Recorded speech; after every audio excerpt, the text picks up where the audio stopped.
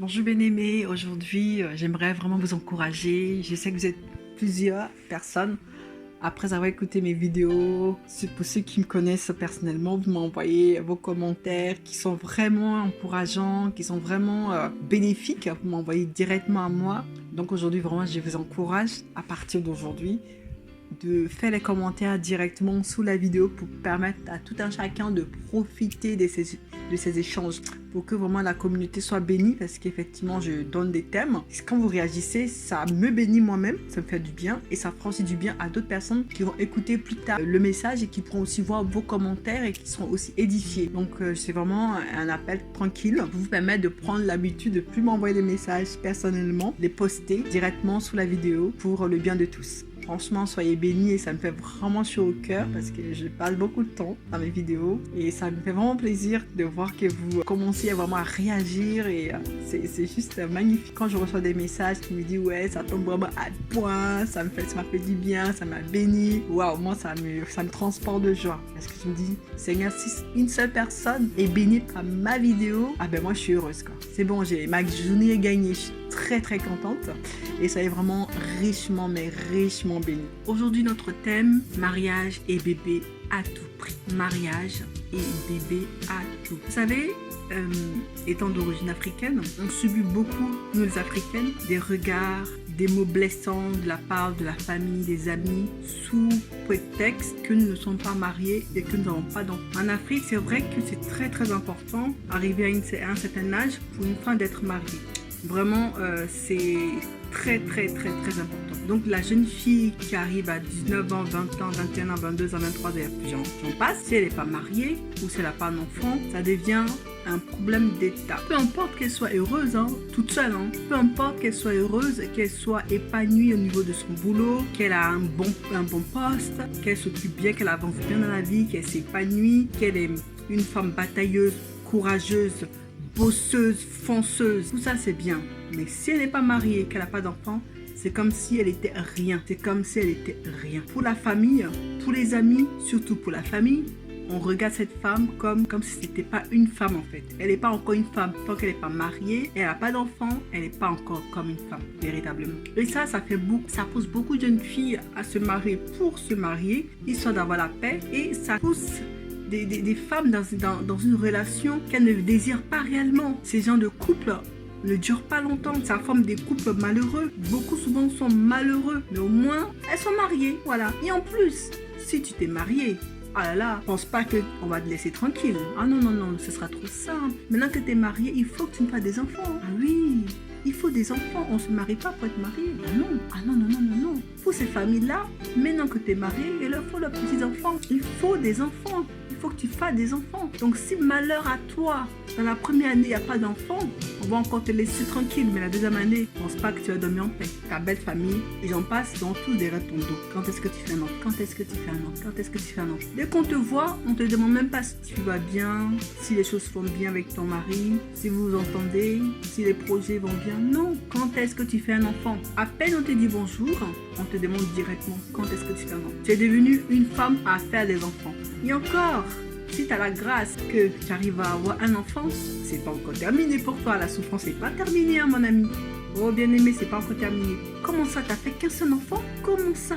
Un seul enfant? Il faut au moins avoir 2, 3, 4 enfants. Ben oui, un seul enfant. C'est nul. Et voilà encore dans les soucis, à devoir faire encore un autre enfant. Sachant que c'est pas eux qui vont nourrir tes enfants. C'est pas eux qui vont s'occuper de tes enfants. Quand tu vois des nuits blanches que tu vas passer et que tu vois des cernes partout le lendemain, tu dois aller quand même bosser. Parce que maintenant la femme bosse comme les hommes. Non mais... c'est incroyable. Moi, franchement, avec cette vidéo, je voudrais juste vous dire, les amis, ne rentrons plus dans ce genre de... Ça fait des années que ça se passe. À un moment donné, nous, cette génération, on doit se lever. Je ne suis pas en train de dire que c'est pas une bonne chose de se marier, bien au contraire.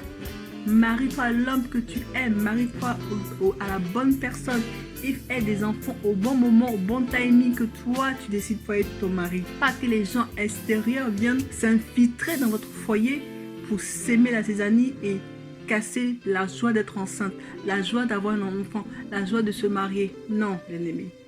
Il y a beaucoup de personnes qui souffrent de ça. Il y a pas très longtemps, j'en ai parlé avec une amie. Elle aussi, elle souffre beaucoup de ce syndrome, maintenant qu'elle est mariée, de ce syndrome, tu dois avoir un enfant. Ça vraiment, ça l'agace à un point où elle se dit qu'elle va bientôt envoyer les gens vraiment sur les roses, pour parler poliment, parce que ce n'est plus tenable. Elle est une personne, elle a besoin d'être considérée en tant que personne, et non parce qu'elle est mariée, c'est Madame Tant, donc du coup, elle doit absolument avoir un enfant maintenant, tout de suite là. C'est pas comme si c'était une ou deux fois en passant, c'est tout le temps, c'est quotidien, c'est lassant, c'est agaçant, c'est vraiment déroutant pour les femmes. On te traite de stérile, si ça fait 5 ans que tu es mariée, t'as pas d'enfant, tu es traité de stérile, franchement, tu ne vis plus, tu es vraiment malheureuse en tant que femme.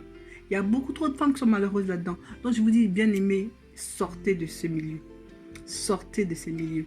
Ne laissez pas les gens vous pourrir la vie. La vie est simple, la vie est courte.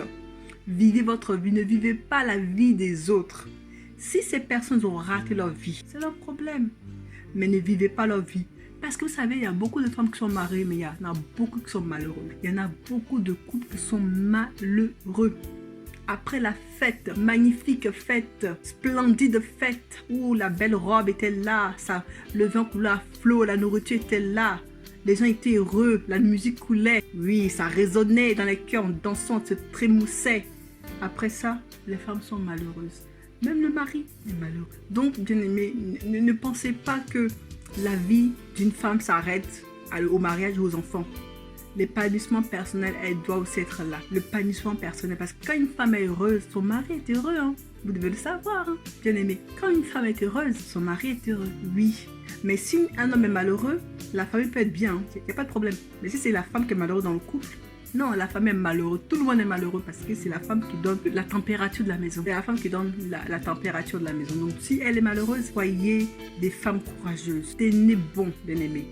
Tenez bon, que Dieu vous aide à ne pas vous laisser manipuler par votre famille, par vos amis, par vos entourages, qui vous poussent à être comme eux, à vous marier avec le premier venu. On m'a même dit, j'étais tellement choquée que j'ai rien pu dire parce que j'étais choquée. On me disait, ben non, t'as pas besoin d'être marié, tu prends un homme, tu fais un enfant, tu le déposes, c'est fini. Et moi, je me dis, mais un enfant, c'est pas un sac de riz qu'on prend, on dépose. C'est pas un sac de riz. Il a un cœur, il a besoin de père, de mère, équilibré pour l'élever. Oui, dans ce monde où tout part en cacahuète, tu peux pas te lever et prendre un homme comme ça et faire un enfant comme ça. Non, non, non, non. Pourquoi? Non, franchement, que Dieu nous aide, bien aimés. Que Dieu nous aide à résister. Parce que notre bonheur, elle ne dépend pas des autres, mais de nous. Gardons notre cœur. Face à tous ces genres de choses, gardons notre cœur. Résistons, bien aimés. Résistons et soyez heureuses là où vous êtes. Si vous êtes mariée, que vous êtes heureux, bien, Dieu merci. Mais c'est pour vous marier, pour vous dire qu'après je serai heureuse, non. Le mariage n'a jamais rendu quelqu'un heureux. Hein. Je vous assure, le mariage n'a jamais changé un homme. Le mariage n'a jamais changé une femme. Le mariage ne changera jamais un homme ni une femme. Si tu es malheureux maintenant, sache que tu seras malheureux dans le couple. Parce que l'homme et toi, vous n'avez pas changé parce que vous avez dit oui. Non. Si tu es malheureuse aujourd'hui avec lui, c'est pas la peine de l'épouser, tu seras malheureuse pareil. Ça n'a changé. La cérémonie ne changera personne. La nuit de noces ne changera personne. Bien aimé, c'est Jésus-Christ qui change les gens. Jésus-Christ de Nazareth, c'est lui qui change les cœurs. Et c'est lui qui te rendra réellement heureuse, épanouie. Donc si c'est pas lui, si tu penses que c'est l'homme, donc tout le monde te pousse vers l'homme, tu dis oui, c'est l'homme, ton salut. Et tu vas être malheureuse, oh, tu vas vraiment être malheureuse. Donc fais attention à toi. Prends soin de toi, tourne-toi vers Jésus et tu seras vraiment heureuse. Soyez bénis. Seigneur, je prie vraiment pour mes sœurs qui sont vraiment acculées dans ce monde, aller dans des voies qui ne sont pas les bonnes. Vraiment, je prie pour celles qui sont mariées, qu'on accule, qu'on pousse à avoir des enfants, qu'on pousse dans des chemins qui les font souffrir.